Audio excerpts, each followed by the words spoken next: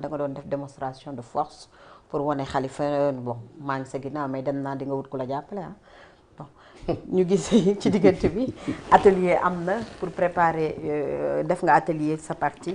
pour préparer it bu baax élection yi 2027 ñu jëm ci muy élection locale yi Thiès nga nekk fa ngay militer am fa bëgg-bëgg xëy na jiite Thiès waaye Babacar Diop ne fa nag loo teg mu teggi faf yàlla sax il paraît que sa kii lay doxal nan lañ koy waxatee sax. oui ça c'est le Thiessois le Thiessois qui dit que c'est le programme ville verte bu ñu paree non. ah mais moom moo wax na ko. oui mais attendez j'explique les choses gis nga. luy sa programme Moussa Tine. waaw loolu de ma waxoon na ko si kii bi ne Thiès ville verte bu ñu dajee ci commission fële ouais alors j'explique ñun dañoo nekk ci yoon aujourd'hui ñun dañoo nekk ci yoon. dafa am ay échange ba yu taxaw bon ñu bëri dañu yaakaar ne mën na démonstration de force parce que effectivement dafa am ay jamono yoo xam ne saa ñu waxee dara ci net de gars yi ne non non yéen amu leen sax ay ñetti nit et cetera donc on a fait mais non le congrès bi ñu def c'était le statut du parti ñoo ñu imposé wu ñu def congrès et il fallait faire le congrès du parti deuxième chose dafa am ay orientation xam boo ko bëggee jël si ab parti l'ex yi day wax ne congrès rek moo ko mën a jël il fallait ñu renouveler le mandat du président du parti congrès aussi la mën a jaar donc le congrès était d'abord statutaire. Maintenant, bon, parti politique, les plus de frais, à un certain moment, il y a aussi, il faut aussi faire de la politique. Il faut que ça doit aller, il faut que il faut mobiliser, il faut qu'il y ait un moment de trucs. C'était aussi un moment politique. Peut-être même qu'on n'a pas assez exploité, hein, parce qu'il y avait aussi travail de fond, maintenant, il y a des moments, il y a des moments, Sénégal, et je le dis aux gens, c'est-à-dire que man xool naa ñu fi nekk gis naa ko nekk lu muy def je suis prêt à discuter avec n'importe qui de programme ak naka dañuy réformer réew naka dañuy téye réew naka la ñuy defee nii et man je considère que moi les propositions que moi j'ai fait au Sénégalais gisuma ko fi defagu proposition bu gën boobu et je suis prêt à discuter de tout réforme institutionnelle la territorialisation des politiques publiques tout ce qu'on veut l'économie sénégalaise la mise en place d'un système de gouvernance bu échapper aux gens on peut discuter de tout. Maintenant, à partir du moment où tu as ce programme-là, tu as ce bagage, tu as réfléchi sur des choses que tu veux proposer aux Sénégalais, tu n'as pas le droit de te taire, à mon droit d'opinion. Aujourd'hui, man dinaa dem jàkkaarloo ak Sénégalais lu fi jox rek naan wax ne man lii mooy suma xalaat réew mi nii la war a tuddee nii la war a doxalee lii laa jàpp ne la ñu war a tëralee réew mi naa jàpp ne nañu war a defee justice économie ni nañu ko war a tëralee Sénégal ni nañu ko war a def si ay pàcc bu nekk lii lañ fa war a def lu ñu fa war a def nii état bi la fa war a injecté si xaalis boo injecté xaalis lii lañ si wax a xaar sunu finance réew mi ni lañ war a def ba kenn dootu mën a jël dërëmu Sénégal te boo ko jëlee tamit balaa ngoon nañ xam ne yaa jël dërëmu Sénégal du ma xaar ba ñu xëy suba teel ñu ne Birame Ndiaye wala Léopold détourné na xaalisu réew mi ñu dem di ko topp justice ñu naan non da koo jël nu ñu ko toppee baaxul nu ñu ko def il faut faire en sorte que nit du bëgg jël xaalisu réew mi il faut faire en sorte que nit boo jógee suba foo mën di nekk ci réew mi bu fay impôt jotee di nga fay impôt dëkk yëpp loolu moo fa am ñi nga xam ne mënuñoo fay impôt tam ñu xam ne ñii mënuñoo fay impôt yàlla jox leen wërsëg bu ñu mën a fay impôt solidarité exactement ñu exonérer leen d'impôt mais nit foo dëkk nañu xam ne kii moo dëkk fii lii lay liggéey lii lay def lii lay def bu fay impôt jotee nga def sa déclaration impôt ñi ci nga fay impôt c'est ça il faut ñu arriver à ça il faut ñu arriver ba nga xamante ne wàllu participation réew mi alalu réew mi nu ñuy téye réew mi nu ñuy doxalee réew mi dootul nekk kese affaire benn nit boo xamante ne maa bëgg lu ma bëgg mooy xew sama ay la comme sama ay la nag lu ma bëgg mooy xew nu ma ko bëgg itam lañ koy defee ku ma bëgg a téye itam maa yor doole ji mën naa daal ci sa kaw loolu la ñu war a arrêté ci biir réew mi tout le combat bi ñu mën a année yi passé yëpp c'était pour revenir à ça revenir ci ab dëkk boo xamante ne xëy daan lay di fi nekkee ne lu ma bëgg mooy am su ma bëggee jàpp ne dañ koy jàpp su ma bëggee tëj dañ koy tëj su ma bëggee nii buñ koy tëj et la vérité bés bu ñu parvenir à faire ça mu leer na la yow man boo jotee ak man boo demee tribunal boo amee dëgg yow la ñu jox dëgg. à partir de ce moment là kenn dootul nekk si mbedd bi di xëccoo ak di xeex. mais nit ñi bu ñu amee sentiment ci am réew ne ay jaayante doole la ku nekk day wane sa doole nu mu toll ak ni mu mel. Vous êtes candidat en 2027 inchallah pour maire yi. inchallah oui je ferai des propositions au Thiessois waaw inchallah moo xam da ngay dem si coalition bu dee da ngay dem si coalition da ngay nekk candidat à la candidature bu dee maintenant demoo si coalition tu demanderas sa parti mu investir la nga nekk candidat.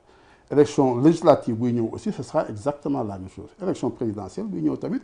le parti décidera da ngay nekk candidat doo nekk candidat sooy nekk candidat ni ngay nekk candidat wala da ngeen dem si dans une coalition da ngeen dem mais man en tout cas aujourd'hui idée yi ma am ci biir réew mi te ma jàpp ne mën naa doxal réew mi nga xam ne ay affaire bu fal leen man ndax maay Moussa Tine tey Moussa Tine moo ñëwee si nguur gi tey man sell naa sama loxo set na et autres ce sera pas ça le problème c'est je mettrai en place un système boo xamante ne Moussa Tine bu bëggee xaabaabal tamit mënut a xaabaabal Moussa Tine mënut a xëy suba teel décider ne diw daa war a dem kaso mënoon def te nit ki nga xam ne moo ma tooñoon ba ñëpp xam ne moo tooñ su ma bëggee fayu ci moom sax su ma bëggee utiliser la justice man dama ko mën a defal sama dama ko mën a def parce que on a mis en place un système qui fonctionne sur la base d'un système et pas sur la base des hommes. D'accord alors bëgg naa xam ñaar mooy bu njëkk mooy 2009 lañ formé AD Pencco bon xam naa ne boobee tam objectif bi bokk na si fexe Abdoulaye Wade quand même jóge fi alors jóge na fi boobu ba léegi gisuñu nga dem benn élection présidentielle gisuñu aussi nga duggaat assemblée gisuñu nga jiite maire alors ndax parti bu ñu formé 2009 ba 2026 ki ko jiite demul élection présidentielle demul assemblée nekkul maire ndax ko jiite mérito na continuer di jiite comme li fi xew rek Abdoulaye Wade man maa nekk maa formé sama parti maa fi nekk ba fiy jógee Macky Sall sama parti sama yëf la Ousmane Sonko sama parti sama yëf la est-ce que yow aussi li nit ñi di dénoncer nekkoo si loolu mooy tey maa créé sama parti man maa fiy nekk même bu congrès de amit maa fi nekk beneen bi aussi question bi ma bëgg a laaj mooy tey lan nga mën a teg suñu loxo luy war a ne comme ni ñuy tooñ yeneen parti yi que nekkoo parti boo xam ne parti langaamu de pression ngay def pour que boo àndeek nit mu falu mu jox la dara nga téye. mais même ça c'est juste hein.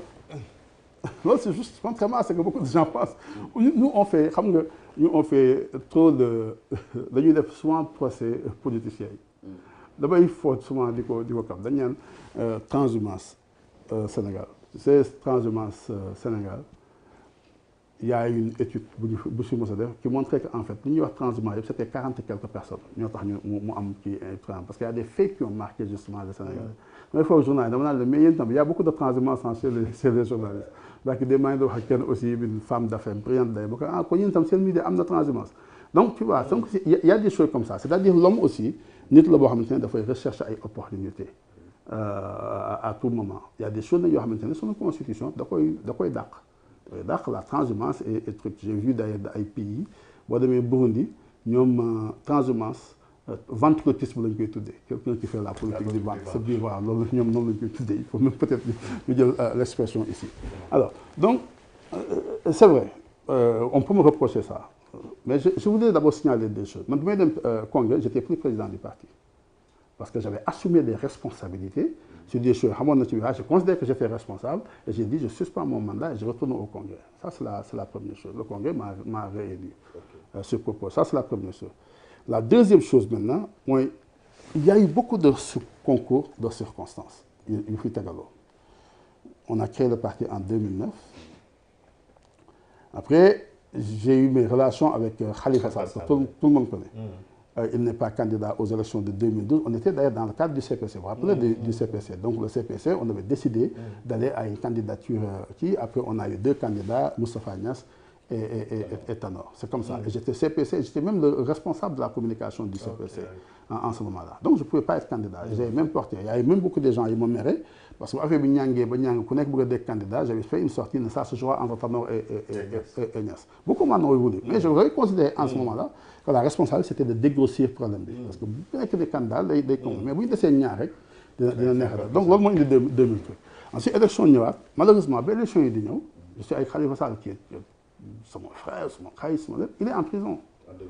de vous rappeler il est en prison donc il peut pas être candidat il essaie quand même de le présenter au dernier moment sa candidature est faussée 2024 c'est la première fois qu'il est candidat on l'accompagne effectivement pour être candidat donc c'est des secondes c'est pas que j'ai pas voulu mais toutes les fois il y a eu des circonstances objectives yu tax je ne pouvais pas être candidat et qui se comprennent très bien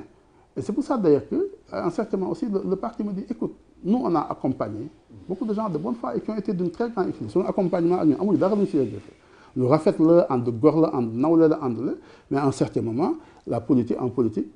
aussi il faut que chacun tente sa chance personne ne peut dire nag maintenant bu lii jotee man dinaa def lii parce que comme je le dis souvent ay circonstances ñooy créé wu benn candidature gën a pertinent wala sa bopp du am pertinence wala même nga am ay blocage au point de vue légal diggante bi condamnation xaj na si maa ngi d'état bi mun ngaa dem candidat mun ngaa dem élection wuti parrainage ñu invalider sa parrainage y a beaucoup de choses donc il faut juste se préparer li nga mën a wax man aujourd'hui ce que je peux dire mooy man am naa ay xalaat ci réew mi yoo xamante ne jàpp naa ne mun na doxal réew mi wóor na ma sax ne mun naa doxal réew mi observé naa homme politique yi gis naa c'est des faiblesses gis naa li nga xam ne moo tere réew mi dox aujourd'hui nit ñi dañuy def un pari si ñoom te gis nga nguur moom dama ciy xam mooy yëfu yàlla la nit ndaw na trop pour téye ko j'ai tout fait l'expérience de la faiblesse humaine dans l'exercice du pouvoir. mais justement est-ce que loolu waruloon amane parce que yow li ngay wax mooy xam nga suñ la yóbbu woon par exemple aujourd'hui soo jëloon le pouvoir yan réforme ngay def yoo xamante ne yow sa bopp daf lay ñàkk ba nga xamante ne doo mën abuser du pouvoir